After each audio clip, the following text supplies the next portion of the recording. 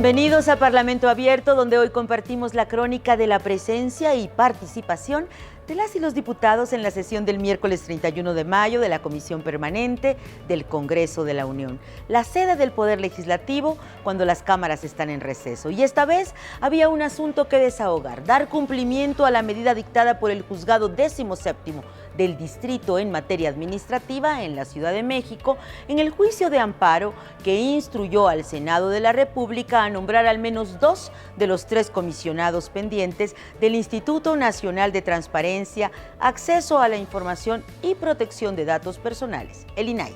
Para ello, la Junta de Coordinación Política de las y los senadores acordó realizar un periodo extraordinario para hacer las designaciones que esa institución autónoma requiere a fin de resolver solicitudes de transparencia sobre el ejercicio de los recursos en diversas instancias de la administración pública. Y es que para tomar definiciones de esa naturaleza, el INAI debe sesionar y tomar medidas con al menos 5 de los 7 comisionados que lo integran, y ahora solo cuenta con 4. Como se trata de una disposición constitucional, el Poder Judicial consideró que el Senado se encuentra en falta. Este periodo extraordinario debe ser aprobado por la Comisión Permanente, que esta vez se dividió entre quienes votaron a favor, considerando que es deber del Senado garantizar el cumplimiento de las tareas del INAI, y quienes calificaron la orden de la juez como una intromisión del Poder Judicial en el Poder Legislativo, centrando el debate en la actuación de la Suprema Corte de Justicia de la Nación. Diputadas y diputados de Acción Nacional, Revolucionario Institucional, Revolución Democrática y de Movimiento Ciudadano cuestionaron a la mayoría legislativa de Morena, Partido del Trabajo y Partido Verde Ecologista de México por incumplir, dijeron, con la ley, impidiendo que ese órgano autónomo procure y concrete el ejercicio del derecho de la ciudadanía a la información pública. Diputadas y diputados de la mayoría legislativa, en contraste, criticaron lo que desde su perspectiva es una intromisión, porque la Suprema Corte, dijeron, pretende erigirse por encima de los demás poderes con resoluciones, fallos y amparos de carácter político para frenar las acciones del Ejecutivo Federal. Vamos a ese debate. En la sesión de la Comisión Permanente del 31 de mayo, los legisladores discutieron el trámite presentado de urgente y obvia resolución para convocar al Senado de la República a un periodo de sesiones extraordinarias para el nombramiento de una comisionada o comisionado del Instituto Nacional de Transparencia, Acceso a la Información y Protección de Datos Personales. El diputado Irepan Maya Martínez afirmó que su grupo parlamentario sí respeta las decisiones de las instituciones y no le tiene miedo a la transparencia. Nosotros no vamos a caer en ese engaño al pueblo de México, ni en esa farsa retórica y narrativa que hacen ustedes de la mano de la Suprema Corte de Justicia. Hoy, la Suprema Corte de Justicia atenta contra la estabilidad democrática de nuestro país, porque el debate se da aquí entre pares y no allá. Por su parte, el diputado Jorge Triana Tena lamentó que el bloque mayoritario busque atrasar los nombramientos de los comisionados del INAI y aseveró que no existe ningún exceso de atribuciones por parte del Poder Judicial. El Poder Judicial está en todo su derecho de instar al Poder Legislativo para que lleve a cabo su trabajo. Les explico. La división de poderes es clara. El Poder Legislativo crea leyes, el Poder Ejecutivo ejecuta leyes, el Poder Judicial interpreta leyes, y no solamente son esas funciones. Adicionalmente un poder vigila a otro.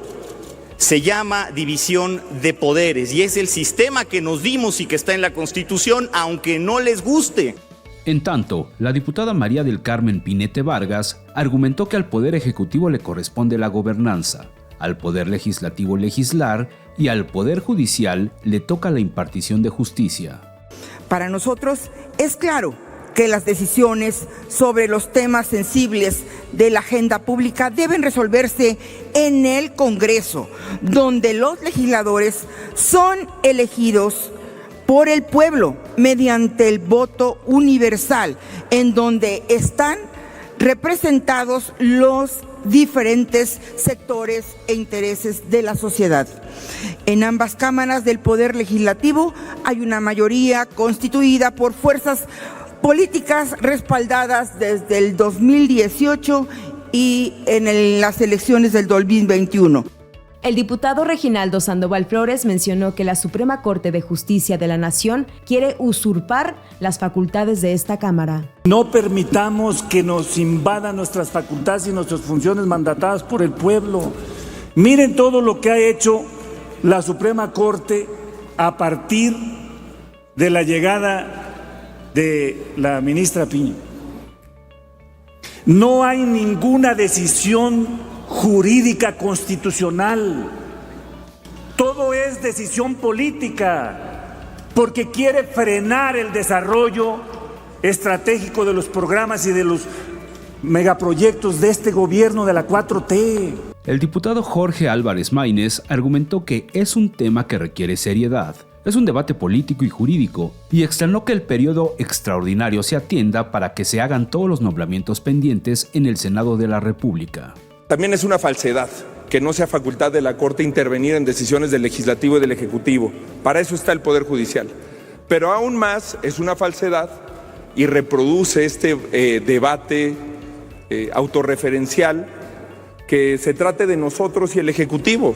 Lo que se está vulnerando es un derecho constitucional, el derecho consagrado en el artículo 6º constitucional de las mexicanas, de millones de mexicanas, de esos que dicen representar, de acceso a la información pública. El diputado Marcelino Castañeda Navarrete dijo que es necesario responder a la convocatoria de un periodo extraordinario para que se elija a los comisionados del INAI. ¿A qué le tiene miedo esta mayoría a integrar a los comisionados? ¿Cuál es el miedo a la transparencia? ¿Cuál es la razón de no admitir la vigilancia? El tema de la corrupción es un lastre que debemos erradicar de la vida política de nuestro país. La corrupción genera desestabilidad económica y lacera la confianza a quienes administran recursos del erario. Posteriormente se realizó la votación y no se consideró como de urgente resolución. Fue turnado a la primera Comisión de Trabajo, Gobernación, Puntos Constitucionales y Justicia para dictamen.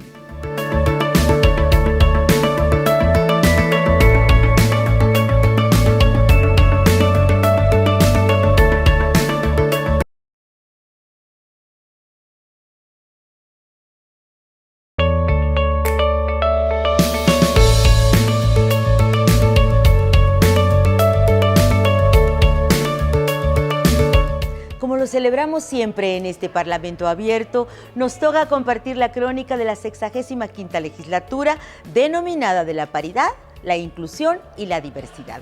Así que en sus distintas actividades aquí en el Palacio Legislativo de San Lázaro se honran estas causas. Y este 29 de mayo, la Cámara, a través de la Secretaría General y el Centro de Estudios Sociales y de Opinión Pública, presentó la infografía La maternidad en México, dando cuenta de características por edad, región, estado civil, condición social, rezagos de una población de más de 35 millones de mujeres que en este país son madres. Fue un encuentro entre legisladoras, investigadoras y promotoras de mejores condiciones para la maternidad.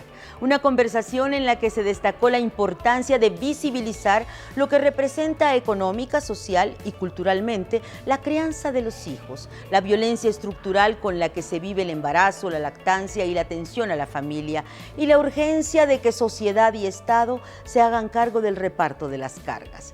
De ahí el hecho relevante de conocer cómo viven las madres en México. Estadísticas, números que deben traducirse en iniciativas de cambio y estas a su vez en políticas públicas.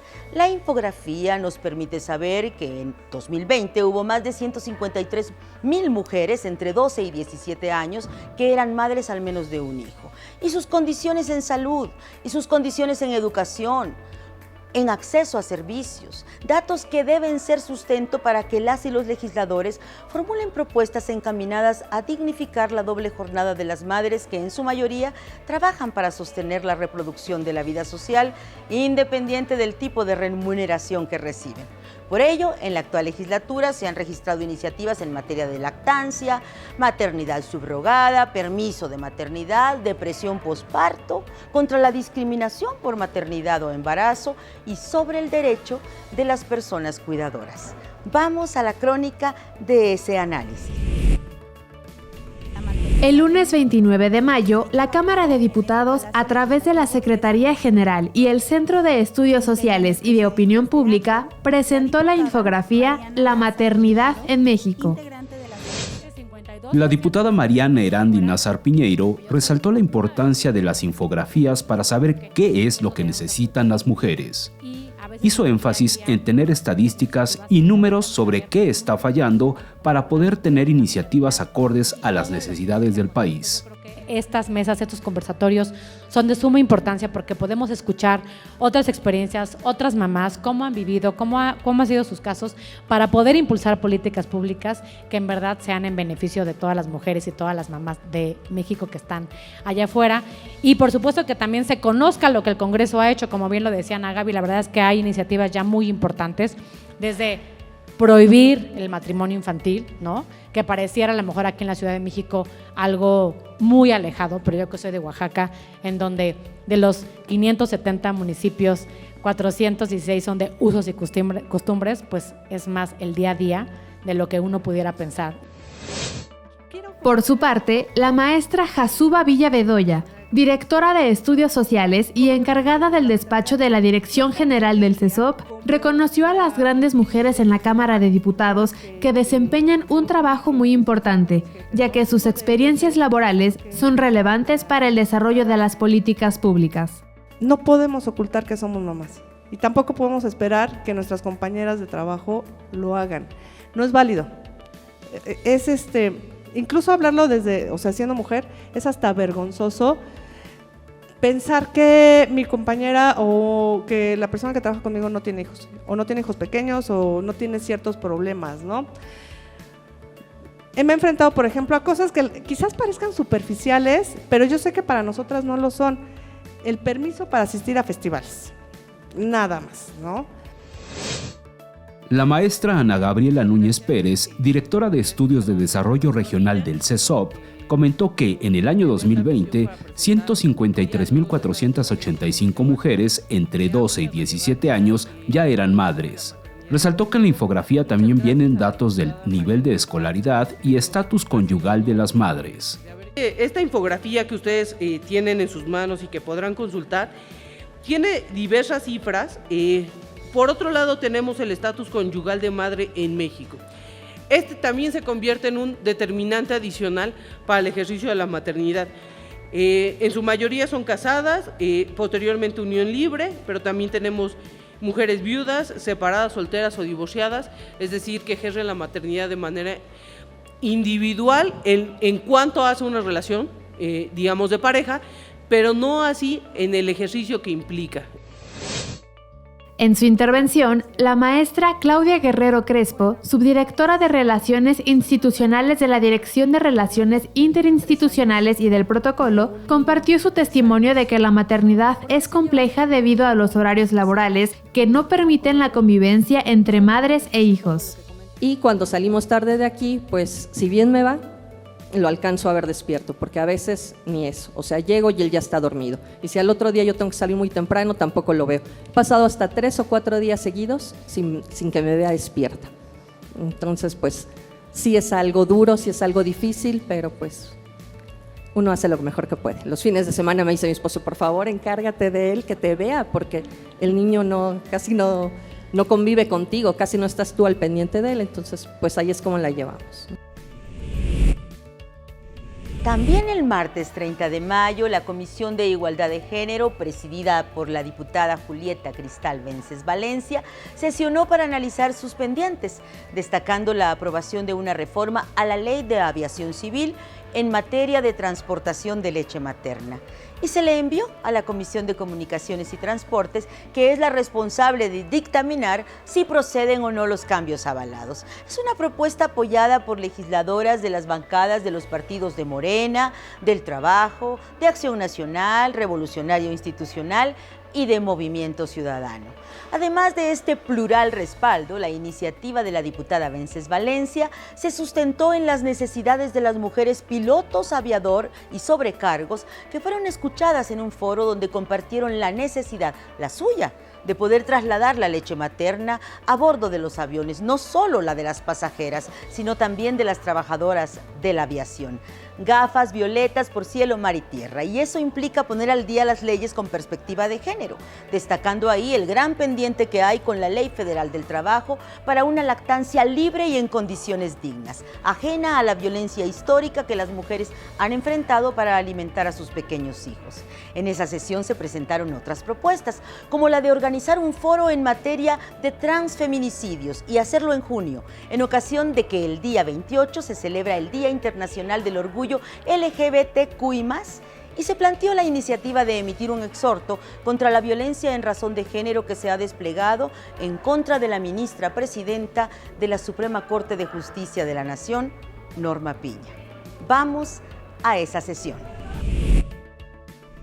En la reunión de la Comisión de Igualdad de Género del 30 de mayo, se aprobó con 29 votos la opinión a la iniciativa que plantea reformar los artículos 33 y 47 bis de la Ley de Aviación Civil en materia de transportación de leche materna. Fue remitido a la Comisión de Comunicaciones y Transportes, instancia encargada de dictaminar. Al respecto, la presidenta de la Comisión de Igualdad de Género, Julieta Cristal Pences Valencia, resaltó la importancia del tema, ya que es el comienzo para que más ordenamientos legales, como la Ley Federal del Trabajo, tengan contemplada una perspectiva de género con el objetivo de que cumplan con las necesidades cotidianas de las mujeres que forman parte de la plantilla laboral del país. Aquí quiero comentarles que se llevó un foro donde se escuchó a las pilotas que trabajan en la aviación, a las sobrecargos y de la imperante necesidad de poder trasladar la leche materna en los aeropuertos, en los vuelos, ya que no solo las que hemos sido pasajeras, que en algún momento cuando hemos sido mamás, hemos tenido la necesidad de trasladar la leche, sino ellas de manera imperante al trabajar en esta profesión como es la aviación, siendo sobrecargos o pilotas, se ven en la imperante necesidad de estar sacando la leche materna para poder amamantar y trasladarla de un lugar a otro. Está por demás decir que este es un derecho que tenemos todas las mujeres, derecho a poder lactar. En el apartado de Asuntos Generales, la legisladora María Clemente García Moreno externó que se haga un foro en materia de transfeminicidios y las diputadas Melissa Estefanía Vargas Camacho y Joana Alejandra Felipe Torres hablaron respecto a la violencia de género.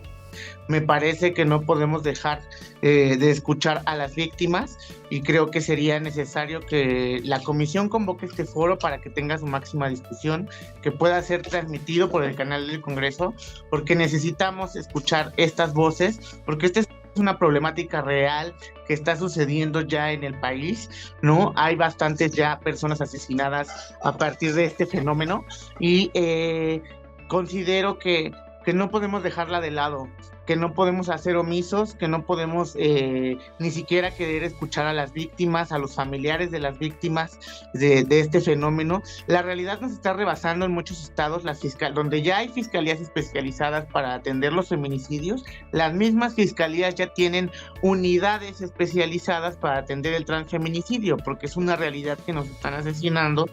Poner a consideración de mis compañeras integrantes y por supuesto a la tuya, la posibilidad de que podamos emitir un exhorto, no sé si un llamado al gobernador de Veracruz por los hechos suscitados en la manifestación contra la Suprema Corte de Justicia, de manera muy particular por la violencia de género que resultó de estas manifestaciones hacia la ministra Norma Piña. Miren, independientemente de que estemos o no de acuerdo con la posición de los ministros y en particular de la presidenta ministra, que eso va más allá del tema político, sobre todo, más bien que eso tiene que ver con el tema político, hay una realidad.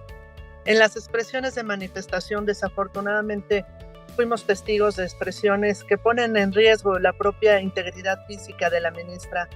Justamente para hablar del tema que ha tocado la diputada Melissa, creo que debe de ser una obligación de nosotras, a través de esta comisión, hacer un llamado para que independientemente de la fuerza política de la que se trate, independientemente de las ideologías y de las afiliaciones partidistas, que realmente demostremos esta unión que hemos demostrado en algunos otros casos con posicionamientos políticos y sociales en los cuales se pueda poner un alto a este tipo de acciones por funcionarios públicos.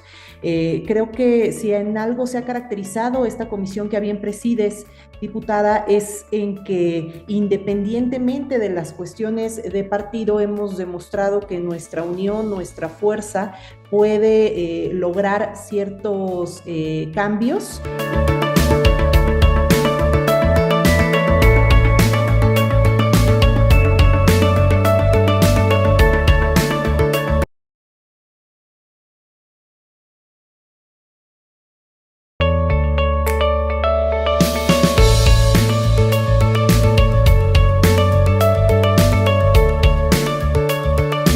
Otro tema que ha ocupado a la Cámara de Diputados son las reglas electorales, así que este martes 30 de mayo, la Comisión de Reforma Política Electoral avaló realizar 2 cursos, uno sobre campañas electorales y el uso de las nuevas tecnologías de la información y la comunicación, y otro de actualización de la reforma electoral 2022-2023.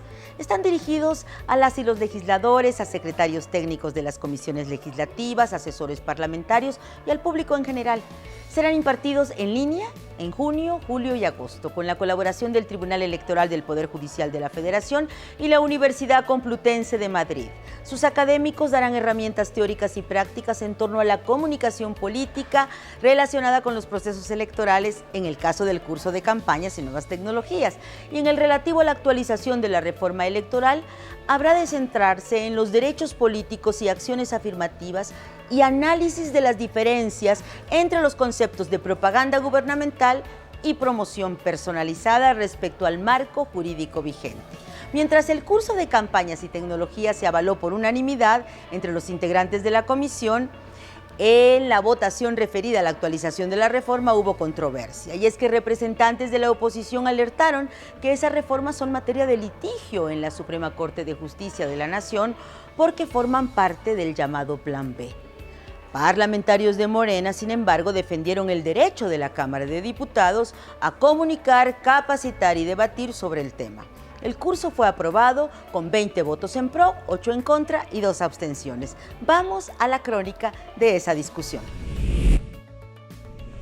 El martes 20 de mayo se llevó a cabo la reunión telemática de la Comisión de Reforma Política Electoral, donde aprobaron realizar los cursos Campañas Electorales y el uso de las nuevas tecnologías de la información y la comunicación, y actualización de la reforma electoral 2022-2023, dirigidos a diputadas, diputados, secretarios técnicos, asesores, operativos, así como al público en general. Asimismo, les comunico que para la realización de ambos cursos existen convenios de colaboración entre la Cámara de Diputados con el Tribunal Electoral del Poder Judicial de la Federación y la Universidad Complutense de Madrid. Con 31 votos, se aprobó realizar el curso en línea, campañas electorales y el uso de las nuevas tecnologías de la información y comunicación, que se impartirá durante julio y agosto 3 días a la semana y tendrá una duración de 75 horas. El objetivo es dotar de herramientas teóricas y prácticas en los procesos electorales sobre la comunicación política, planificación, gestión y evaluación de campañas electorales. Se abordarán temas como sistemas electorales, autoridades electorales, campañas electorales, conceptos básicos de propaganda, sociología política y estrategia electoral, gestión de la comunicación, construcción de la imagen del candidato, por mencionar algunos de los temas. El diputado Pedro Vázquez González, vía Zoom, consideró que los cursos despiertan el interés de la gente y que la limitante económica no debería ser obstáculo para su preparación académica y formación. Si prosperara la propuesta, tendríamos que plantear alguna consideración para ver si la Cámara de Diputados podría apoyar con algún porcentaje de los costos, que aunque no hay todavía una cantidad, no se tiene precisa la cantidad de los costos, sí sería importante que la Cámara de Diputados pudiera apoyar con algún porcentaje. Asimismo, se aprobó con 20 votos a favor, 8 en contra y 2 abstenciones realizar el curso en línea Actualización de la Reforma Electoral 2022-2023, que se llevará a cabo del 12 al 23 de junio. El objetivo es reflexionar sobre esta reforma, conocer los contenidos en materia de derechos políticos y acciones afirmativas y analizar los planteamientos relacionados con la estructura institucional electoral en los ámbitos nacionales y locales. Lo impartirá la Escuela Judicial del Tribunal Electoral del Poder Judicial vía Zoom. La diputada Almadelia Navarrete Rivera manifestó su voto a favor. Enfatizó que el Poder Legislativo cumple con su trabajo.